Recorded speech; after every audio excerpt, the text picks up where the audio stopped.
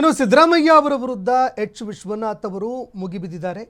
ಮಾಜಿ ಸಿಎಂ ಸಿದ್ದರಾಮಯ್ಯನೇ ಭ್ರಷ್ಟಾಚಾರದ ನಾಯಕ, ಸಿದ್ದು ಮುಂದೆ ಚುನಾವಣೆಗೆ ಸ್ಪರ್ಧೆ ಮಾಡೋದಿಲ್ಲ ಅಂತ ಹೇಳಿದ್ದಾರೆ.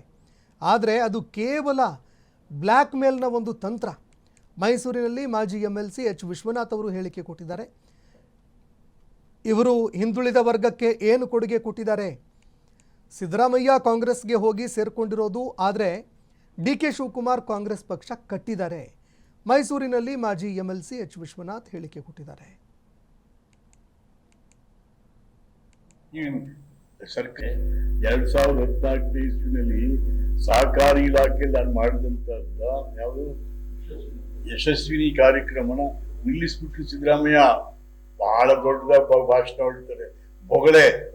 ಹೊಗಳೆ ದಾಸ ಬರೀ ಮಾತು.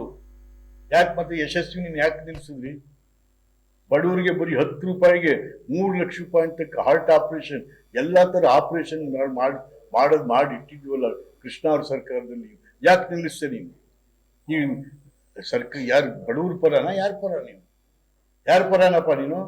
ಸುಮ್ಮನೆ ಬೊಗಳೆ ನಾನು ಬಡವ್ರ ಪರ, ರೈತರ ಪರ, ಹಿಂದುಳಿದವ್ರ ಪರ. ಅದೆಲ್ಲ ಯಾರಿಗೆ? 10 ರೂಪಾಯಿಗೆ 3 ಲಕ್ಷ ರೂಪಾಯಿ ತನಕ ಆಪರೇಷನ್ ಯಾರಿಗ ಅನುಕೂಲ? ಹಿಂದುಳಿದವ್ರಿಗೆ, ಬಡವರಿಗೆ, ರೈತರಿಗೆ. ಅದನ್ನ ಯಾಕೆ ನಿಲ್ಲಿಸಿದ್ರಿ? ಜನಕ್ಕೆ ಉತ್ತರ ಕೊಡಿ ನೀವು. ಅದನ್ನ ಸುಮ್ಮನೆ ಬರೀ ಬಗಲ್ ಯಾರು ನೀನು ಪ್ರಶ್ನೆ ಮಾಡೋದಿಲ್ಲ, ಹೇಳ್ತಾ ಹೋಗೋದು ಅಂತ.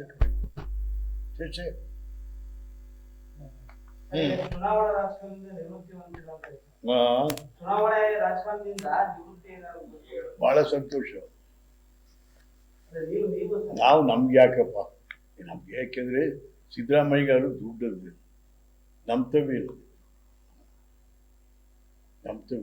ಯಾಕೆ ನಾವು ಮಂತ್ರಿ ಆದಾಗಲಾಗಿ ಮಂತ್ರಿ ಬಹಳ ನೀಟಾಗಿ ಬಂದರು. ಇವತ್ತು ಹೇಳ್ತೀರಿ ಎಸ್ ನಾನು ಸತ್ಯವಂತ ಅಂತ ಹೇಳ್ತೀನಿ. ಇನ್ನು ಎಚ್ ವಿಶ್ವನಾಥ್ ಅವರ ಮಾತುಗಳನ್ನು ಕೇಳಿಸ್ಕೊಂಡು ಬರ್ತಾ ಇದ್ರಿ. ನೋಡಿ, ಸಿದ್ದರಾಮಯ್ಯ ಅವರ ಬಗ್ಗೆ ಈ ಹಿಂದಿನಿಂದಲೂ ಕೂಡ ಸಾಕಷ್ಟು ವಿಚಾರಗಳ ಬಗ್ಗೆ ಅವರು ಟೀಕೆಯನ್ನು ಮಾಡಿದ್ದಾರೆ, ಜೊತೆಗೆ ಪ್ರಶಂಸೆಯ ಒಂದು ಮಾತುಗಳನ್ನು ಕೂಡ ಆಡಿದ್ದಾರೆ. ಈಗ ಎಚ್ ವಿಶ್ವನಾಥ್ ಅವರು ಸಿದ್ದರಾಮಯ್ಯ ಅವರ ಬಗ್ಗೆ ಲೇವಡಿ ಮಾಡಿದ್ದಾರೆ. DK ಶಿವಕುಮಾರ್ ಅವರು ಆ ಪಕ್ಷವನ್ನು ಕಟ್ಟಿ ಬೆಳೆಸಿದ್ದಾರೆ, ಸಿದ್ದರಾಮಯ್ಯ ಅವರು ಕಾಂಗ್ರೆಸ್ ಪಕ್ಷಕ್ಕೆ ಬಂದ್ರಷ್ಟೇ ಅಂತ ವಿಶ್ವನಾಥ್ ಅವರು ಅವರ ರಾಜಕೀಯ ಒಂದು ಏನು ರಾಜೀನಾಮೆಯ ಪರ್ವ ಇತ್ತು ಅದರ ಬಗ್ಗೆ ಲೇವಡಿ ಮಾಡಿದ್ದಾರೆ.